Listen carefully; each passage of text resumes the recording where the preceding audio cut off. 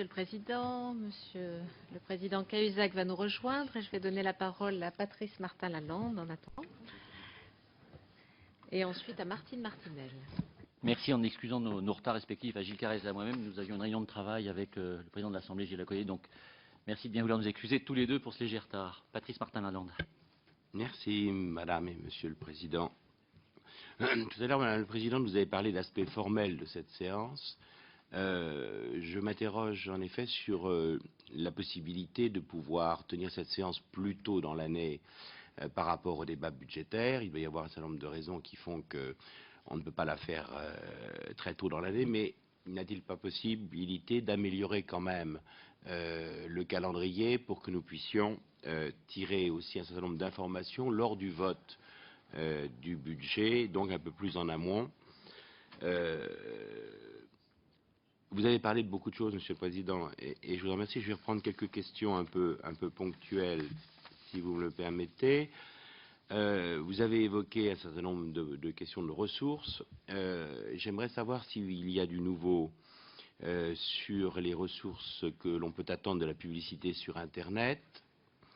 Et dans cette hypothèse, comment le service public compte-t-il faire différemment des sites privés de télévision en matière de publicité, puisqu'on ne peut pas à la fois supprimer la publicité après 20 heures pour des motifs de fond avec un S ou sans S, c'est-à-dire pour des motifs de programmation, et ne pas en tenir compte non plus sur le site d'une certaine manière, en tout cas faire la différence avec le secteur privé. Les ressources aussi à développer en matière de produits dérivés, de licence et de vente des droits de France Télévisions Distribution. Lorsque nous nous étions rencontrés, vous m'aviez rappelé que la BBC a 100% des droits de ce qu'elle diffuse. Souhaitez-vous qu'il en soit ainsi pour France Télévisions? Souhaitez-vous une évolution d'un certain nombre de règles qui ne poussent pas à investir ou qui ne permettent pas de récolter les fruits de son investissement pour ce qui est du service public? De quelle manière comptez-vous tirer tous les bénéfices de l'entreprise unique? Vous avez déjà évoqué certaines choses en matière de fonctions support notamment. Est-ce qu'il y a déjà des premiers résultats, même si le début de l'année, vous avez dit, est quand même assez proche et que vous êtes en train de tricoter et de nourrir ce qui a été annoncé comme réorganisation? Vous avez évoqué aussi, lorsque nous étions rencontrés, la création d'un pôle commercial qui regroupe un certain nombre de fonctions qui étaient un peu dispersées avant. Est-ce que vous pouvez nous dire quels résultats vous attendez de ce pôle commercial? En matière de publicité, il a donc été voté en commission mixte paritaire le moratoire jusqu'en janvier 2016, dont je me réjouis. Il doit permettre en effet, selon un certain nombre d'entre nous, de juger dans la durée les avantages et les inconvénients du maintien de la publicité, sans pour autant trancher dès maintenant. Il permet notamment, ce moratoire, de cadrer avec la durée de votre mandat, Monsieur le Président, avec le futur contrat d'objectifs et de moyens, et de donner à la régie une certaine stabilité pour faire ses preuves, se diversifier éventuellement et voir comment, quelles que soient les décisions prises un peu avant 2016, elle pourra évoluer.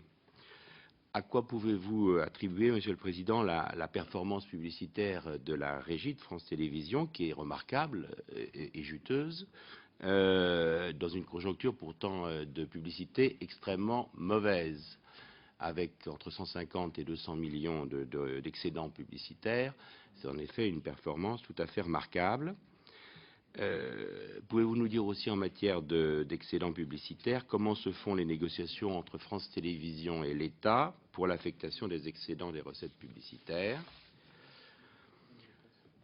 Le média global qui était l'objectif, ou l'un des objectifs principaux de la réforme de France Télévisions, vous en avez dit quelques mots tout à l'heure. Est-ce que vous pouvez nous préciser de quelle manière la mutualisation des personnels participant à l'élaboration des programmes a progressé, comment cela a éventuellement permis un allègement des dépenses afférentes à cela?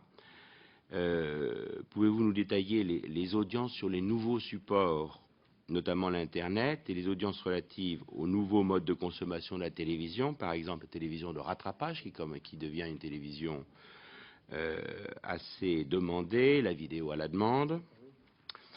Est-ce que vous rencontrez des difficultés dans la mise en œuvre du média global, difficultés techniques ou éventuellement difficultés sur le plan de la ressource humaine?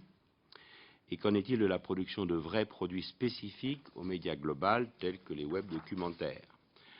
Enfin, est-ce que vous pouvez nous dire, Monsieur le Président, quelles orientations nouvelles vous souhaitez voir inscrites dans le cadre du nouveau contrat d'objectifs et de moyens dont le premier semestre devrait voir l'éclosion?